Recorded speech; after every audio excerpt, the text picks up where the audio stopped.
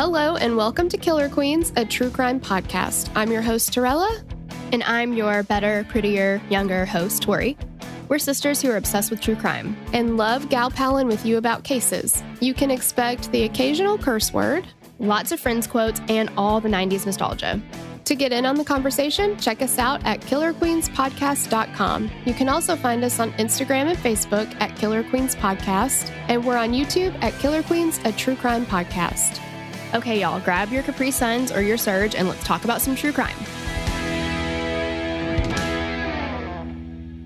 Hey, you guys. Hi, guys. Episode 219. Whoa. OMG. It's my favorite number. It is? No. What a very random number if it was. Right? Like, what's your favorite number? But how do people have favorite numbers? Like, what is the point of this? I have a favorite number. It's 3. You have always loved the number 3. See? I've teetered back and forth between 7 and 4, and I don't know why. Yeah. I don't know why I like 3. I just always have. 3's a good number. Yeah. All right. Well, we've got some trigger warnings today. Sure do. We've got rape, murder, strangulation, murder and rape of a child, and torture. Heavy. It's very heavy. And this is a case that made history. Yeah. But Tori and I were just talking about this. We didn't know anything about it. Yeah, that's insane to me. Like, we'll get into it, but if it's this big of a damn deal, then why don't more people know about it? It's crazy. I know. Okay, so also, I just wanted to go ahead and say thank you to Victoria Arms for requesting it. Yes. And thanks to Marky Mark and the Funky Bunch for writing it up. Yeah. All right, give us a little episode description. Okay. From September 1987 to December 1987, 4 women aged 15 to 44 were attacked, raped, and strangled at the hands of a sadistic killer. There were no witnesses to any of the homicides, and investigators had struggled until a hair found at one scene was tested using early DNA testing methods. The Southside Strangler investigation was a landmark case involving DNA testing evidence. Eventually, one man was exonerated for crimes he did not commit, while Timothy Wilson Spencer was convicted of these horrific crimes and eventually sentenced to death. This guy is the first guy, apparently, to have been convicted based on DNA evidence. And I ain't never heard his damn name. No, it's like a trailblazing case. And I don't care about his name, but it's just like, no. Why don't we know? You would think he would have heard about the case. Yeah. Being that it's the first time this has happened. Well, we're talking about it now. We are. We're talking about it now. And we're going to go back kind of to the beginning. Yeah. Of Richmond, Virginia. Okay. And if you're a millennial, the only way we can go back to the beginning is with a little Hillary Duff. Richmond is located northwest of Norfolk, Virginia. It serves as the capital of the Commonwealth of Virginia with a population of around 225,000 people as of 2020. Historically, Richmond played a role throughout the U.S. fight for independence and then during the Civil War as well. In 1775, Patrick Henry delivered his famous, "Give me the liberty." Nope, it's not the liberty. Give me that liberty, that there liberty. Which liberty? This liberty? No, that liberty. The other liberty right over there. Oh, okay. Yeah. Idiot. Give me liberty or give me death speech in St. John's Church, which was a huge factor in Virginia participating in the First Continental Congress and eventually the Revolutionary War. Edgar Allan Poe was born in Richmond, and one of the oldest buildings in Richmond is actually the Poe Museum. In more recent years, Richmond has become a destination for chefs around the country to open restaurants. The low rents and diverse population make it alluring for restaurants to open different culinary concepts that continue to please residents and visitors alike. What an interesting fact. I know. Like, you want to open a restaurant? Go to Richmond. Right? I mean, I would have thought it would be like LA or New York. That's what I was thinking. I mean, because like here, we have a ton of restaurants, but a lot of them don't last very long. No, they do not. Restaurant business is tough. It is tough. Or even like Chicago. I've heard Chicago is a really big place for, like kind of high-end and interesting cuisine. Right. Yeah. I want just like bare minimum. If you're going to give me ice cream, I want vanilla. Don't fuck with it. I don't. And if you could, go ahead and deep fry it. Oh, right. Yeah. In the 80s, Richmond was similar to many mid-sized cities at the time. It was widely regarded as an extremely safe place to live. One resident at the time described it as a typical sleepy southern town. When you did hear of crimes, it was typically some type of gang activity that took place in a part of town that, quote, you didn't think anybody but the bad guys went to. The south side of Richmond was described as a safe haven. The homes were old and large, usually made out of brick, and it was an area more affluent residents called home. In September of 1987, though, a call came in to Detective Ray Williams about a woman that had been discovered strangled to death. Detective Williams passed away in February of 2019, and at the time of his death, his brother said of him being an officer, quote, that's all he ever wanted to do. And I'll tell you, it became not what he did, but who he was, because he was a homicide detective 24/7. It really was his life's calling. He wanted to help people. Out of high school, Williams joined the fire department because he was too young to join the police force, but after a few short years, he was able to transfer to the police force. Over the course of his career, he worked several major cases in the Richmond area, but perhaps none as big as the Southside Strangler. And again, how did we never hear about this? I know, and also, like, it's not cool, but you know what I mean? Like, Southside Strangler, as far as, like, serial killers' names go. Yeah. Vaguely cool. Like, can't we be, like, Sloppy Seaman Strangler? Or, I don't know, you know, like... Right. If you leave your semen behind, that's sloppy. Right. Big dumb dodo strangler. Yeah. Something. I mean, come on. Yeah. I don't know why they get these like kind of cool monikers. Like romanticized names. Yeah. Yeah. I don't get it. Yeah. Let us know what you would name him at the, I'll try to remember to do an Instagram story after this drops. What would you name him? Listen to the whole case first. Well, those are two great ideas though. We've got a few on the list, but we would like to, Okay, so we're going to get into a little bit of information about the victims. On Saturday, September 19th, 1987, a mechanic named Arnold Ellis woke up and saw that a vehicle that had been parked on the road in front of his home when he got home at 1 a.m. the previous night was still there. In the daylight, he could see that the car was running, but there wasn't anyone around. He assumed it had been abandoned and he called the police. A patrolman was dispatched and upon running the plates, discovered that the car belonged to Debbie Dudley Davis, a 35-year-old account executive who lived about a block away on the ground floor of a big brick apartment building. The officer drove to the apartment building and began to knock on the door, but there was no response. One of Debbie's neighbors came out to check and see what the commotion was about, and the elderly woman told the officer she had a spare key for Debbie's apartment and she gave it to him. So the officer entered the apartment and he was absolutely horrified by what he found. Debbie Davis's body was found lying face down across her bed, her head hanging slightly over the side. She was topless. She was wearing only a pair of cut-off jean shorts. Her right arm was tied tightly behind her back with thick boot laces. Her left arm was tied beneath her.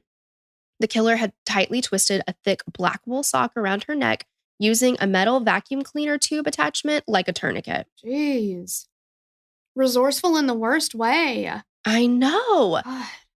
And the whites of her eyes, so her eyes were open, but the whites of them were dotted red from ruptured blood vessels. And this is a telltale sign of prolonged strangulation. Oh, God, it's so sad. Debbie Davis was described by people who knew her as someone who had a great infectious laugh, and she was brutally honest. If she did not like the dress you were wearing, she would not hesitate to tell you. There you go. She's like, you can do better. Right. I equal parts appreciate that because if somebody's going to do that and they give you a compliment, you know they mean it. But at the same time, I'm like, it hurts my feelings. It hurts me. So she loved pop culture. She loved listening to Bruce Springsteen albums. And the night before, she and a friend had gone to a neighboring city to see SNL alum Dana Carvey perform. Wonder if he did the church lady. That friend dropped her off and watched her walk into her apartment before driving off. So initially, because of the intimate nature of strangulation, Williams and his partner, Detective Glenn Williams, they're not related, but everybody in the office called them the Williams boys. Sure. Suspected that the perpetrator had to be someone that knew Debbie. So maybe a boyfriend, a close friend. But after talking to friends who knew Debbie, they ruled out everyone they came across. So when Detective Williams arrived on the scene, they combed over everything. And they found a rocking chair that had been moved from a neighbor's porch and placed under a window of Debbie's apartment. The screen from that window had been cut and the person pulled himself through it. They said that the man broke in and waited, and he was preparing the scene. So he created the tourniquet used to strangle Debbie from the things he found at the scene. At the crime scene, investigators found a large deposit of seminal fluid. Sloppy semen strangler. Right? Big, dumb, stupid dodo strangler. I mean, don't leave your semen. I mean, I'm glad he did. Well, I mean, it's like on Superbad, where he's like, when I first joined the police force, I thought semen would be on everything. Semen everywhere. Everywhere. It's not the case. And in this case it is. But at this time, they probably saw that and they were like, the fuck am I going to do with all this semen? Clean it up. Right? I mean, luckily, they obviously did something with it, but DNA wasn't what it is today. Well, absolutely. I mean, now it's like, ugh, we hit the jackpot with all this freaking semen. This is gross. But you know what I mean. Yeah. Well, yeah. I mean, for sure. If you're a homicide investigator, you're going to want semen. You just are. I know. Ideally, you're going to find some semen. Yeah. Right. Yeah. The janky jizz strangler. I don't know. I'm trying here. Okay. So they said that he raped and strangled Debbie until she passed out, then released the tourniquet so she would regain consciousness over and over again. This is horrific. Why? Horrific. Why? Because he's very much like Richard Ramirez in this situation. I was gonna say it. Because he wants to see the fear in her eyes. That's what he gets off on. Oh, absolutely. That's what he gets off on. Yeah. It's just so cruel. I mean, it is. Killing in any way, shape, or form, cruel. But to bring somebody to the brink of death and then revive them, yes. Just to do it over again, that is just to do it over again. Absolute torture. Mm-hmm. It's horrific. Oh, it's just so sad. So when forensics reports came back, Detective Williams's were both shocked. I think it's Detectives Williams. Detective Williams's. It's like Detectives Williams's. Yeah. It's like the doctors. Yeah. I worked for a doctor and his wife was also a doctor, so it's like doctors and then their last name. It's just etiquette. What's their first and last names? Where do they live? What's their address? Their address. Yeah. Anyway, so the Williamses shocked. So there's no hair, no fibers, nothing, just all the jizz. Mm-hmm. And at that time, like the hair is what you needed. Like that's what they could do something with. That way they could physically view it and be like, this hair looks like that hair over there. Looks like the hair on your head, sir. Looks like the hair on your chinny chin. Yeah. Like it looks sort of like your hair. Book 'em. It's 100% conclusive. Exactly. Yeah. So they couldn't do anything with the splooge, but they had it. Mm-hmm. So they had no witnesses. No one heard anything. They were left completely empty-handed. But, it was one of those things where it was like more questions than answers. So on October 2nd, 1987, about 2 weeks after Debbie's murder, Detective Williams gets a call to go back to the Southside. I don't know. I can't tell you. Okay. One of the Williamses. Okay. I need to know, but... Well, get over yourself. I can't tell you which one it was. There's too many Williams. I don't know. Pick one. Okay. One of the Williams. So one of them gets a call to go back to the Southside area of Richmond. And around 1:45 a.m., Marcel Slag parked his car. He goes into his home that he shared with his wife, Dr. Susan Helms. Guys, no one should have to... No. Anyway, okay. So Susan was a neurosurgery resident at Virginia Commonwealth University Medical College of Virginia. That is a mouthful. Yeah. As he entered, Marcel thought he heard Susan moving around upstairs, and he quietly crept through the house. He didn't want to wake her up. So, he's taking a shower, but he's like, I don't want to stir her. So he gets his shower. Then he goes upstairs quietly, or goes to their bedroom quietly. But something was awful, just horribly wrong. Mm-hmm. So with the light shining through the window from the streetlights outside, he saw Susan laying partially nude in the entrance to their closet. What do you think in that moment? Like, I have no idea. Like, because you're not like she's been killed. Like, he's probably like, did she fucking pass out? Or did she have an episode? Has she had some kind of a medical emergency? Or did she just somehow fall asleep there? Like, I just cannot even imagine. Right. So Susan had a red leather belt tied around her neck, and a black belt was also tied to the red leather belt. And that was what was used to strangle her. Her hands had been bound behind her back with an extension cord and a necktie. Her skirt had been pulled up above her waist, and she was still wearing her bright red socks and one red shoe. Susan's nose and mouth were covered in fresh blood, and her body was still warm to the touch. She had been raped and strangled to death like Debbie Davis, but she also sustained injuries from being savagely beaten. Mm-hmm. The medical examiner said that the way the blood vessels burst in her eyes, that the strangulation had to have been prolonged and taken up to 20 minutes or more. Mm-hmm. She was suffocated, she was revived, she was suffocated again over and over again.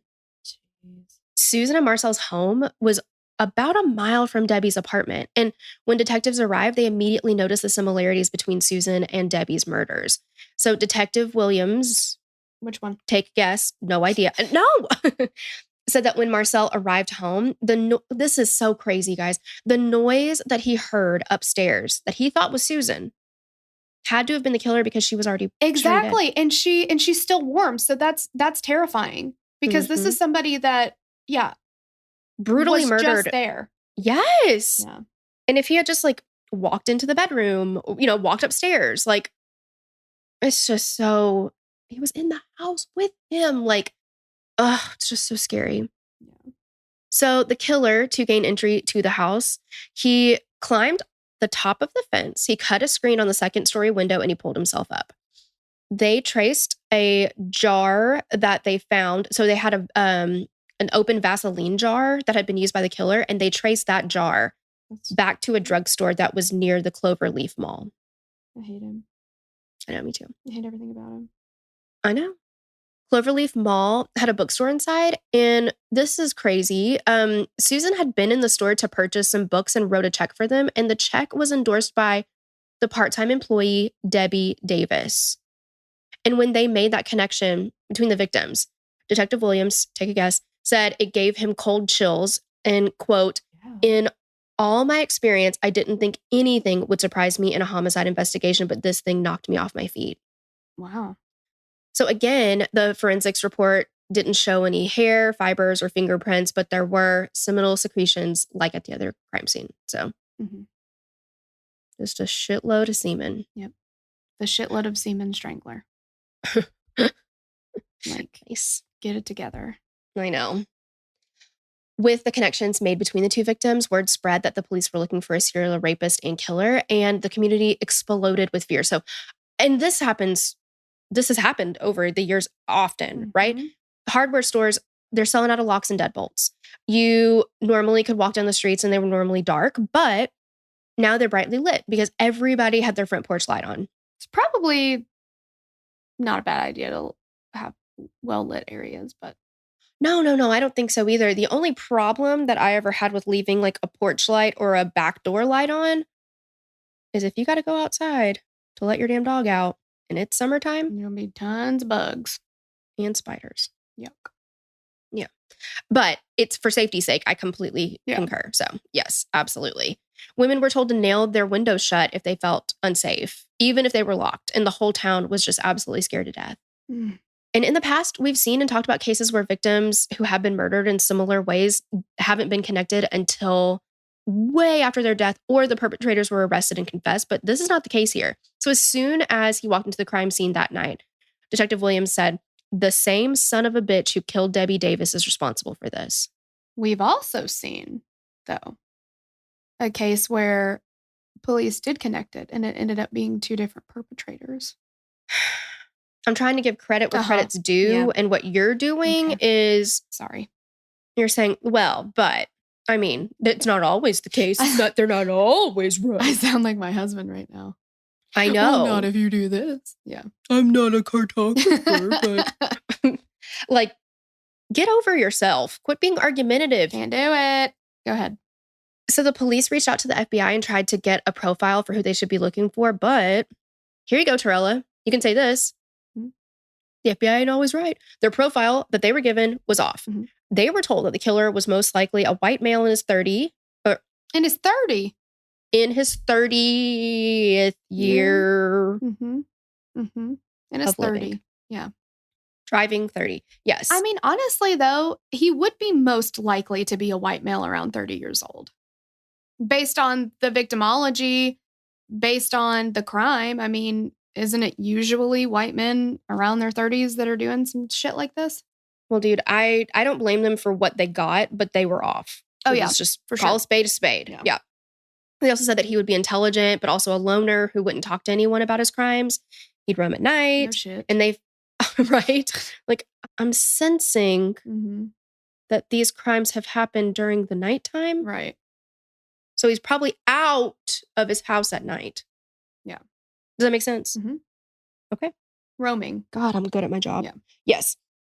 So they felt like he wasn't a beginner, though. Like he had done this before, if not in Richmond, somewhere in the U.S.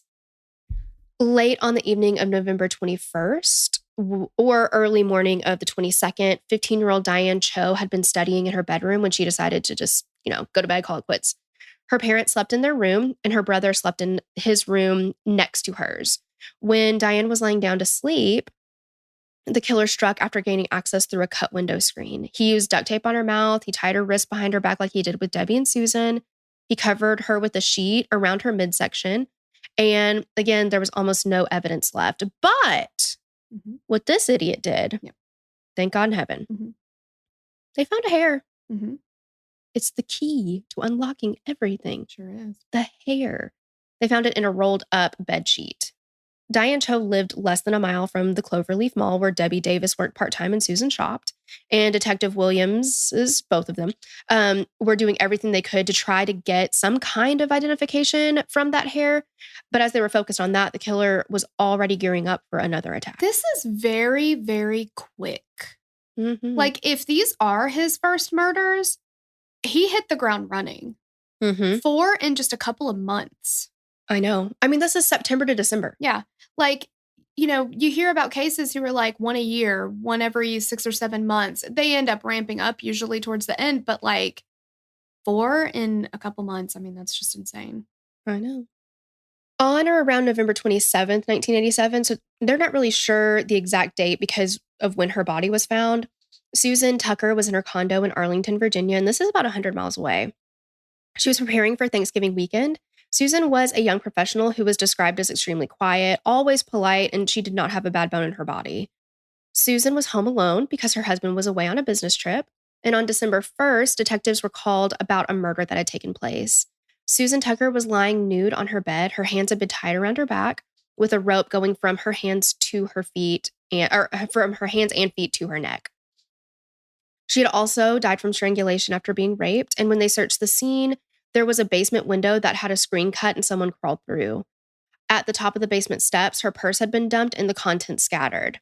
Outside, they found a blanket that had what they described as a, quote, unusually large amount of semen. Shitload semen strangler. Right? Jacking it in San Diego strangler. Yep. Like, stop. Yeah. They speculated that the killer masturbated as he murdered Susan. Disgusting. I know. While the location had changed from Richmond to Arlington, investigators were certain that the perpetrator was the same person known in the media as the Southside Strangler. So I feel like at this point, it would be a good idea to maybe put something out on the news and be like, hey, do you know of anybody who normally... Carrie. Hi! If the moon was made of barbecue spare ribs, would you eat it? Like... Do you know somebody who lives in Richmond but came home to Arlington for Thanksgiving? Because it's a holiday weekend. Somebody came home here. Right. You know? Yeah. Is there somebody that you know of that fits this particular situation? Sure. And that seems suspicious AF? Right.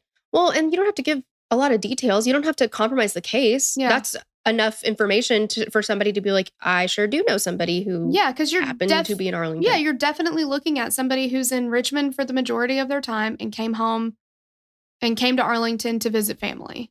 Right. Because it's a holiday weekend. Like it just... Right. Yeah. All right. In Arlington, homicides are pretty rare. Because of that, when Susan Tucker's body was found and the manner in which she died came to light, investigators immediately began to connect it to a murder that had taken place a few years before. Carolyn Hamm was a hardworking young attorney whose star was on the rise.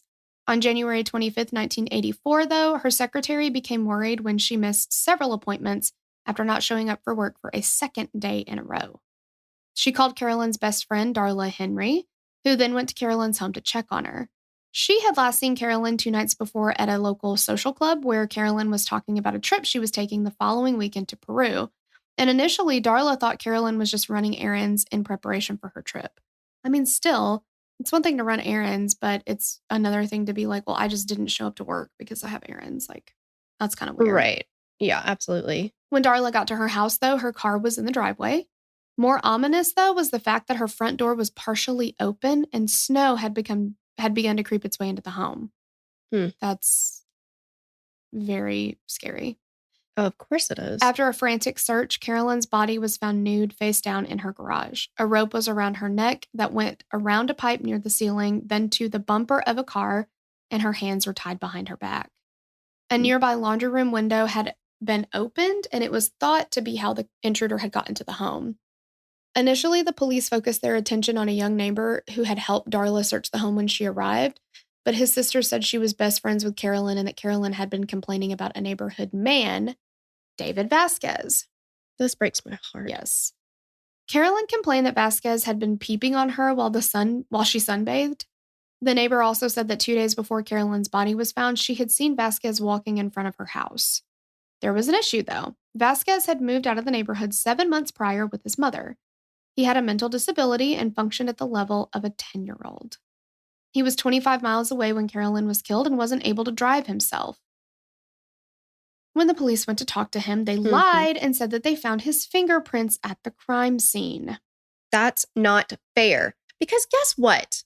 Doesn't that count as perjury? I mean, if you go to trial for something like this and they're like, well, I mean, you know what I mean? Like, they should be arrested for lying to him to get him to... Yeah. I can't. But it's fine. You can't lie to a police officer, but they can lie to you all day long.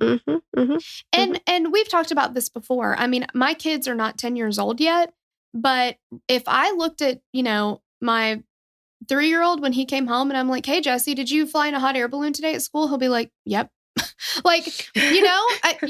When you put something in their head, they are very likely to agree with you. Well, keep going. Yeah. So, as we've seen countless times, they interrogated him for several hours, feeding him details here and there, and eventually he was able to parrot back a story of what happened, which became his confession.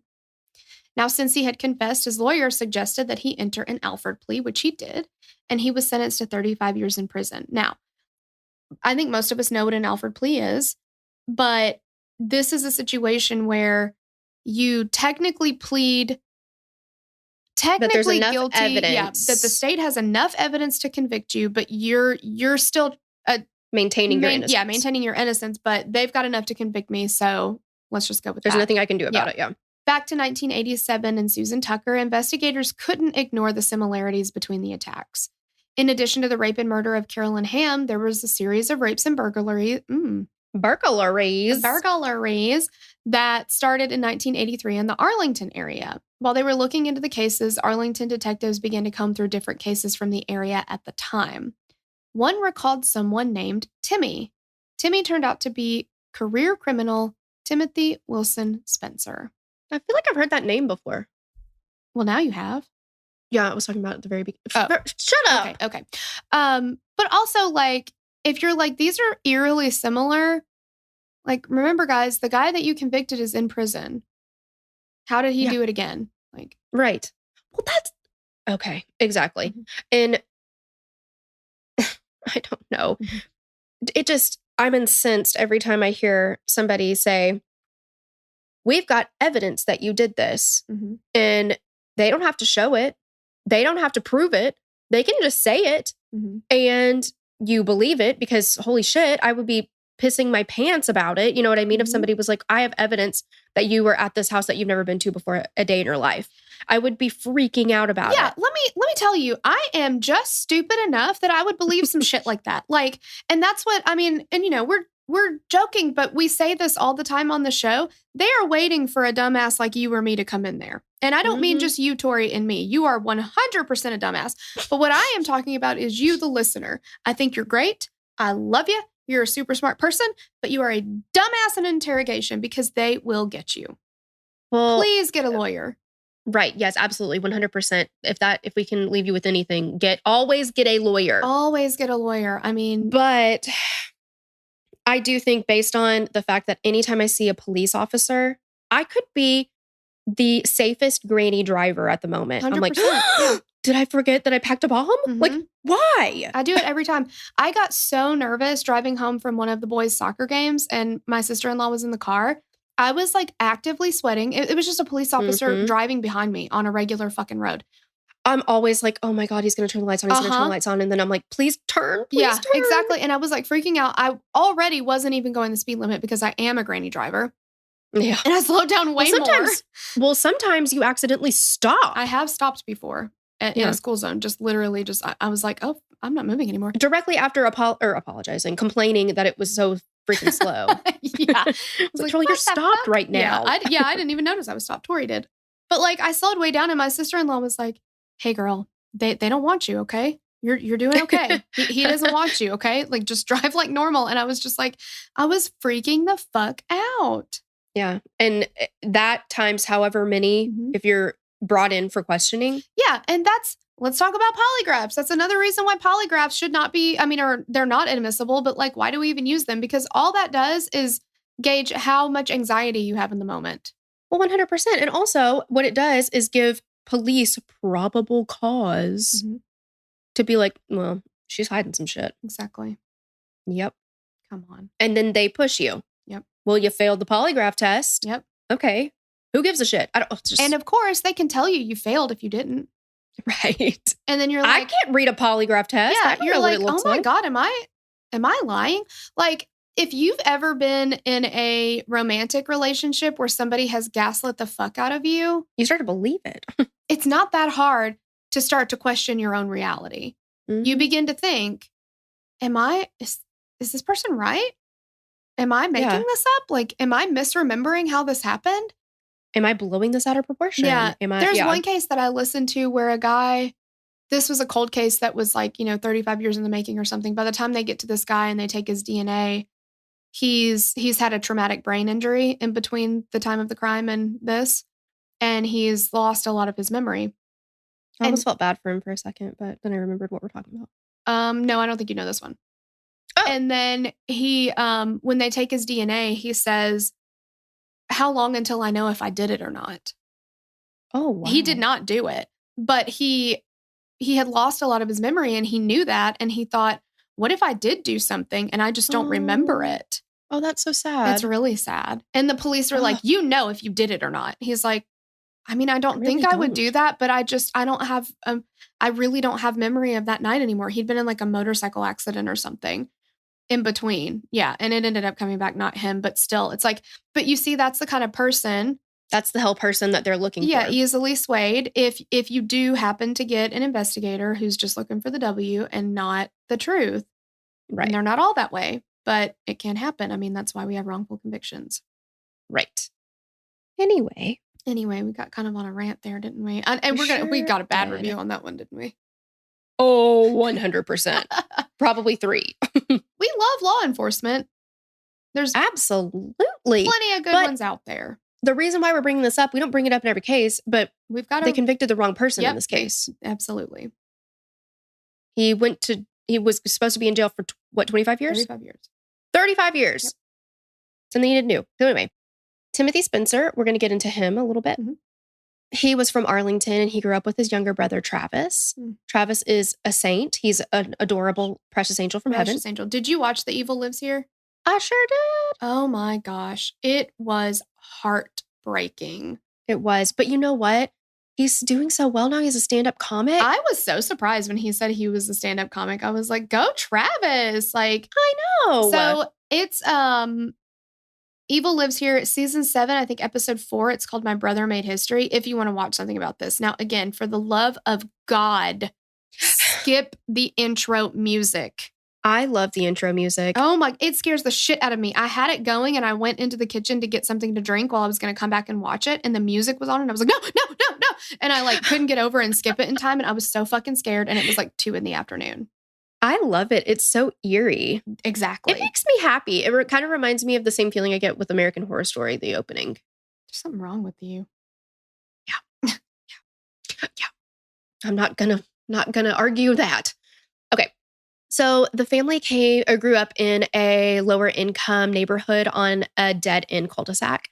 His parents had both attended college and held steady jobs, but they divorced when the kids were young. Travis said that growing up, they were a, quote, structured family, meaning that they had meals together at the table and they had rules to follow, that kind of thing.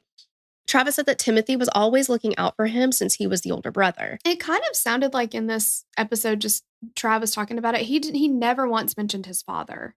Not at all. It seemed like their father, once they got a divorce, was like no longer in the picture. He didn't say that specifically, but he had no stories that involved his father. Right. There was a lot of talk about his mother. And you could tell they both lived with their mother. Right. Yeah. So if that's the case, I would think that not only was Timothy Timothy was Travis's older brother, but kind of a father figure for him. Kind of the man of the house. Yeah. Travis said that growing up, he loved and looked up to his brother, and that probably blinded him to who Tim actually was. He told a story about when he was playing outside with a friend. So they heard a noise that sounded like a thud. Then they looked around, they heard another thud and realized that a rock had landed near them. And when they looked up, they saw one of Tim's friends throwing rocks at them. That is not safe. Do not throw rocks at people. No, and it didn't seem to be just little rocks either, which you shouldn't throw any rocks. But these were like very good sized rocks. Yes. So fucking dangerous. So as they watched, he threw another and it hit Travis right under the eye. And he said it cut him down to the white meat. Mm. You know how I say that? What do you mean?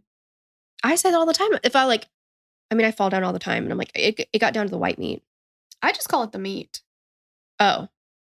It depends on how deep it is, but I'm like, that's down to the red meat or down to the white meat. Oh, yeah. Yeah. Also gross. I know it is gross, but it's true. It tells you. Exactly. Yeah. So the friend laughed as Travis ran inside and his eye was gushing blood. And if you've ever been hit in the face by anything or gotten cut on your face or your head, that shit bleeds. Oh my gosh. So his mom's cleaning him up and Tim comes in and asks what happened. Travis told him what happened and who it was. And Tim just said, "It'll be all right, little bro," and looked at their mom and said he'd be back. And as he left, he said, quote, "Don't worry, I'll handle that for you." So the next day, Travis is walking to a bus stop and that same friend came running up to him calling his name. When he got to Travis, he said, quote, "I apologize for throwing that rock and hitting you in the eye." So as Travis looked at the friend, he noticed that he had a bruised face and black eye. And when he asked him about it, the friend said nothing happened.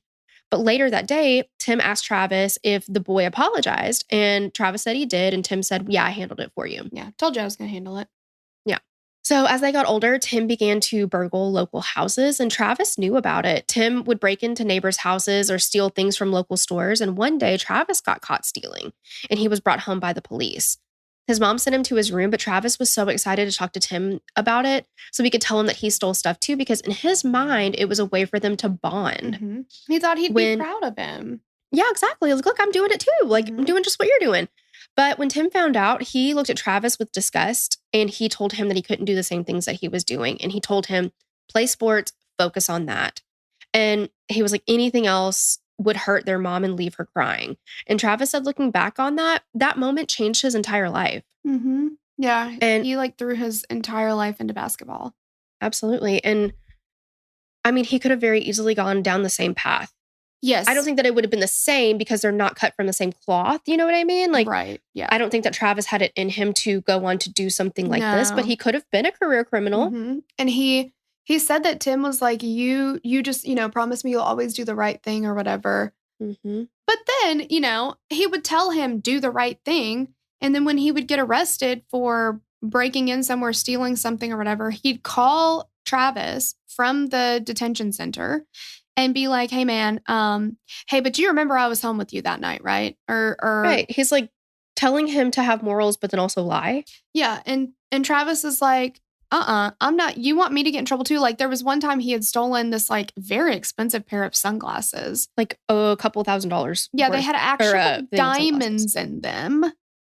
And he was like, "Hey, they've got a search warrant. They're coming to the house right now. I need you to go hide those sunglasses. I don't care where you put them. I don't care if you put them in the garbage. I don't care where you put them, but get rid of them." And he's like, "Hang on. So you want me to get in trouble too? Because this call is recorded, you dumb fuck. Okay? Mm-hmm. I know it's recorded.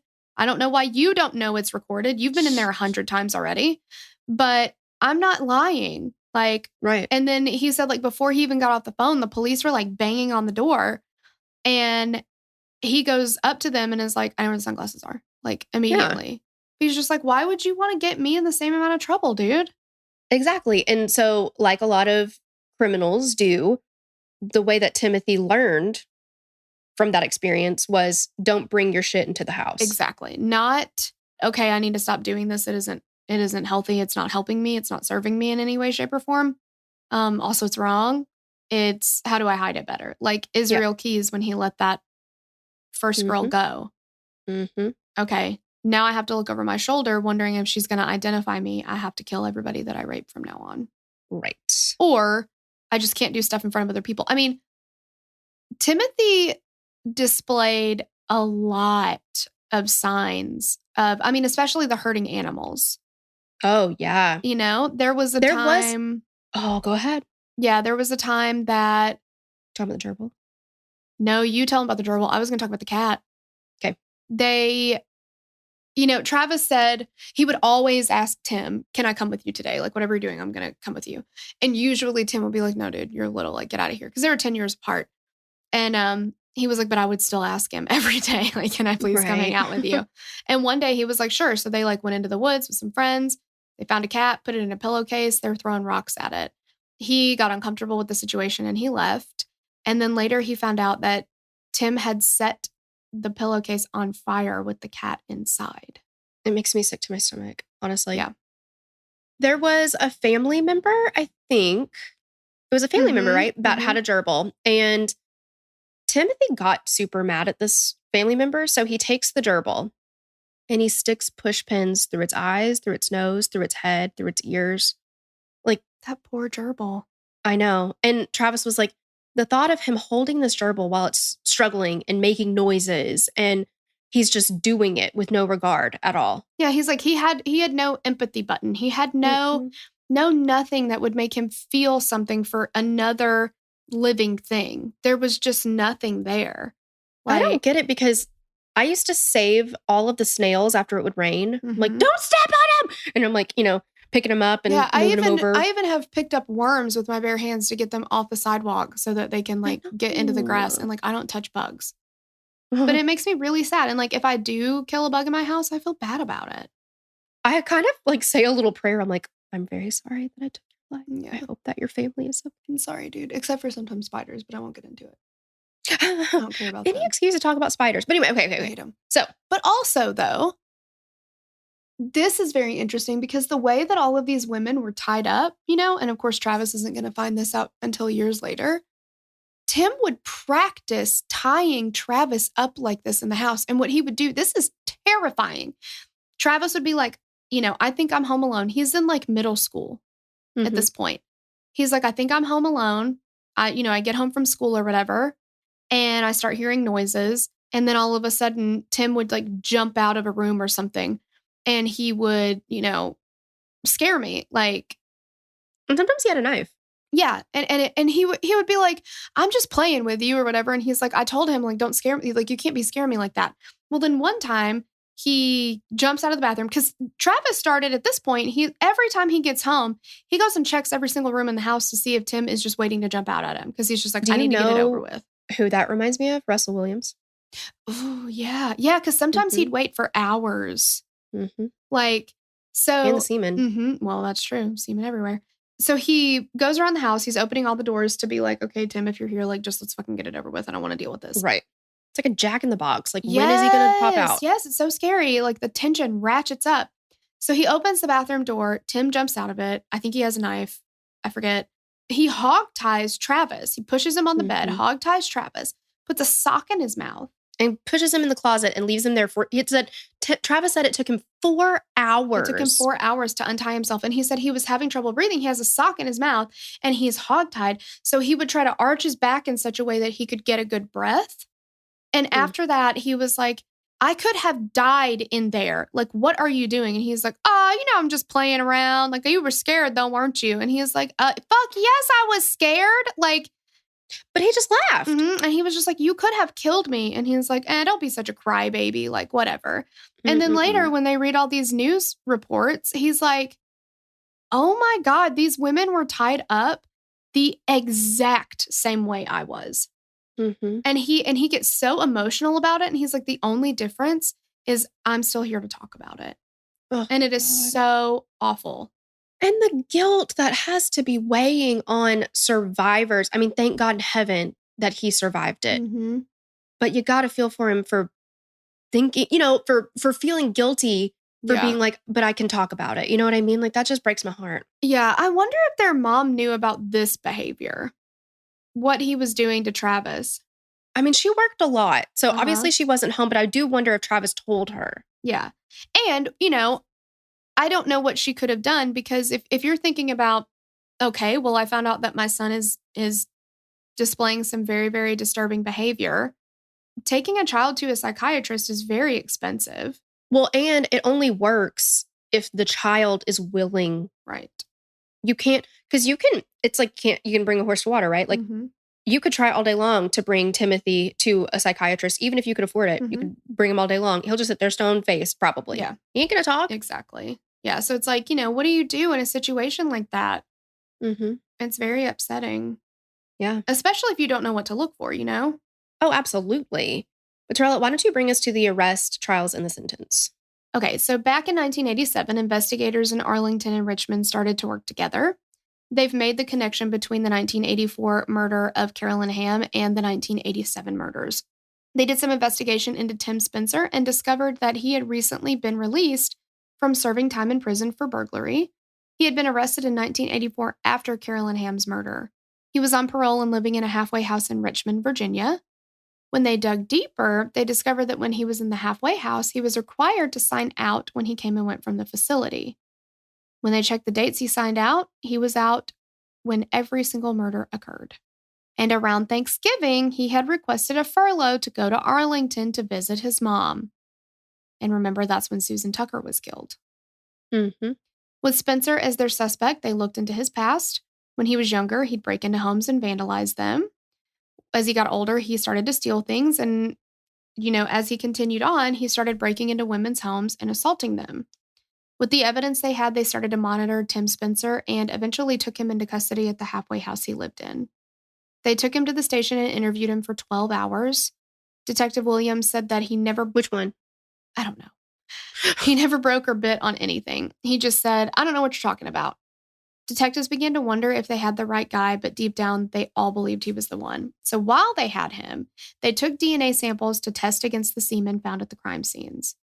Now, this was when DNA testing took weeks to get back, sometimes longer, so they just all waited with bated breath on the results. But when they came back, it matched. It was a match to the crime scene in Arlington and 2 of the 3 in Richmond. From there, Got him. Exactly. From there, it turned from who was it to how can we convince a jury. Between July 1988 and June of 1989, Spencer faced trial for the rape and murders of Susan Tucker, Debbie Davis, Susan Helms, and Diane Cho. Using DNA evidence, he was found guilty of the murders of Tucker, Davis, and Helms. In the case of Diane Cho, the DNA evidence was inconclusive, but he was found guilty and convicted of her murder as well. The DNA evidence also linked him to the murder of Carolyn Hamm in 1984, for which David Vasquez was serving a 35-year sentence. Although the standard of the DNA evidence had degraded to the point it was deemed inconclusive, FBI investigators were confident that Spencer was the perpetrator. On January 4th, 1989, Vasquez was granted an unconditional pardon after serving 5 years. Having already been sentenced to death for the 4 capital murders, Spencer wasn't charged for Carolyn Hamm's murder. And you know what? Thank God that they exonerated or let him go, gave him an unconditional pardon. Yeah. Because if they didn't even try Spencer for Carolyn Hamm's murder, they could have very easily been like, we're not admitting this mistake. Absolutely. We've seen cases where when something like this happens, they say, well, they did it together. Mm-hmm. I don't have any evidence that they knew each other, but they did it together. Fine. They were both there. I'm so glad that they were like, that was a whoops. Yeah. On our part. So Spencer's lawyers filed motions to appeal the murders of Susan Tucker, Debbie Davis, and Susan Helms based on the basis that this newfangled DNA evidence technology wasn't sound. Sounds like a crock of shit to us. We don't believe it. That's what they said. Bring us actual evidence, okay? Exactly. I'm sorry. Do you not have a hair that you can just look at and look at another hair and be like, close enough? Because that's what we trust here. Do you not have a red trilobal fiber? Hey, you know those red trilobal fibers, they're sound. I know they are. That's what I'm saying. Yeah. I know. The U.S. Court of Appeal confirmed the judgments and Spencer's death sentences were upheld. On April 27th, 1994, in Jarrett, Virginia, Timothy Wilson Spencer was put to death in the electric chair at Greensville Correctional Center. He declined to give a final statement. He was pronounced dead at 11:13 p.m. Eastern. When he was pronounced dead, there were activists outside the prison. Some were there to protest the death penalty and others were there in favor. While some sang Amazing Grace, others chanted, "Kill the bitch," referring to Spencer. Can we grow up? No, because that had to have been so hard if his mom was there. She if was his there, brother yeah. was- Well, I mean, like outside at the time. You know what I mean? Yeah, Like, yeah. Because again, like that is one really interesting thing about the Evil Lives Here show is that you do get the perspective from the family, and this is somebody who grew up in a loving family, and I cannot imagine the pain that you would feel as a sibling or as a mother of somebody who's gone on to do these horrible things, but to also know that they're going to be electrocuted to death. absolutely. Well, I mean, Travis talked about when his mother found out Oh my gosh. because she had a newspaper. That's how she found I out. cried so hard. And like, while she was there, like, they let them have one last hug on the day of his execution. And so, like, Travis hugged him. And when his mom held on to him, he said they had to pry her off of him. And she kept saying, if I let my baby go, they're going to kill him. I know. And he describes that guttural scream that, like, you only hear from mothers when they that know lost their child. Yep. Yeah. I mean, it's, you know, did he commit these things? He did. But Does he deserve to be punished?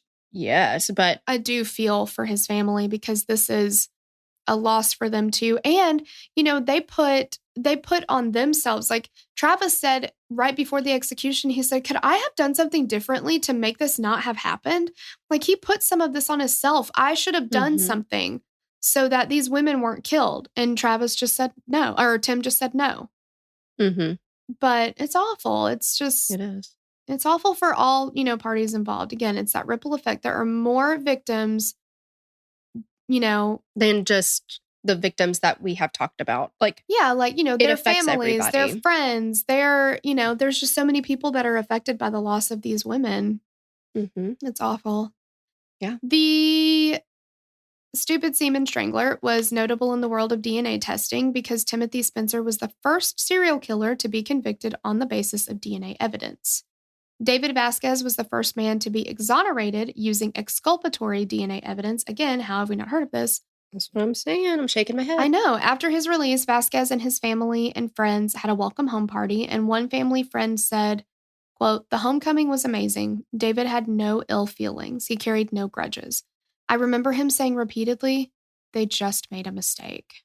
What a precious angel from heaven. I know. Like, absolutely precious. Because I would be mad as fucking hell. You know what kind of grudge holder I am. Exactly. I would never financially recover from that. No. Ugh. I mean, in the grand scheme of things, 35 years and he only served 5. Thank God. Yeah, I know, because it could be, I mean, it's a horrible, he could have served the whole thing. It could be more. Just awful. Yeah. I hate that he lost 5 years, but thank God he got out when he did, and they admitted that they had it wrong. And I think that's great police work. Yeah. And I do think overall it was great police work. Yeah. I think that it was great that they connected the cases, that they really did their due diligence. They looked into Timothy's background and really dug deep to see, like, okay, well, he was out. He had signed out during this time. You know, like, I do think that they did a good job. And I think that the bigger thing is people make mistakes. I completely understand that. And we're all human. But it shows so much when you can admit it and say, whoops, that was our bad. Yeah. So. Exactly. Great policing. Good job. Except for everybody who convicted David Vasquez. You can go suck an egg. Well, sure. Yeah. Yeah. Guys, let us know what you think about naming him. I do like Stupid Semen Strangler. It's a lot of alliteration, and I like that. Yeah, I kind of went with some alliteration there. Janky, jizz, What was the other jubilee. one? I don't know. Shitload, semen strangler. Yeah, shitload of semen strangler. That was it. Yeah. Yeah. Let us know. We'll do an Instagram story. So make sure you're following us there, and that way you can cast your vote, and we'll share your answers. Yeah. So you'll get a shout out. Yay! Well, thank you guys so much for listening. We love you so much. Yep. Bye. Bye. All right, you guys, you know what the deal is. We got some shout outs to do for some of our newest patrons. What's the time? Shout out time. What's the time? Shout out time. Oh, I can't believe we've never done that before. I love it though. Yeah. Let's give a hey girl thanks to MS Penhollow, Ashley Paulson, Alexandra Smith, Brandy Martinhoe, Caitlin Rochefort, Quinn Zepp, Vera Wolf, Brittany Blevins, Nelson Reagan, Alicia, Nadia Turley, Haley Schaefer, Denise Mendoza, Nicole Powell, Nicole Jackson, Clabreezy, Carmel, Jennifer Adams.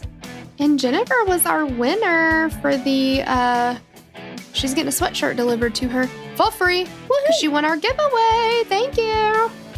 Demi Louise Clark, Jennifer Smith, Salma, Amanda, Allie Cooper, Rebecca Hahn, Ellen Alvarez, Dawn Renee Geertsima, Pamela Boyer, Becca Lyman, Lexi M, Emily Thiessen, Brittany Rochester, Erica Edwards, Molly Morey, Katie Cheney, Sandra, Jasmine Ehrlich, Leah K. Meisinger, Olivia, Mandy Beatty, Becky B, Lucy Medina, Brittany Munn, Madison Polka, Jay Hun, Megan Path, Katie Gordon, Alex Q, Gabriella Mello, Jessica Shearer, Megan, and Tracy Lockyer. Thank you so much, you guys. We love you. We love you. We'd love to hear your thoughts on this case. Connect with us on Instagram or Facebook to continue the conversation. Thanks for listening, and we will meet you back here next week. Bye. The theme song for the show is created and composed by Stephen Toby. You can find more of Stephen's work on SoundCloud. Our logo was created by Sloan Williams of Sophisticated Crayon. You can find more of her work on Etsy. Visit us at killerqueenspodcast.com for merch and other info about the show.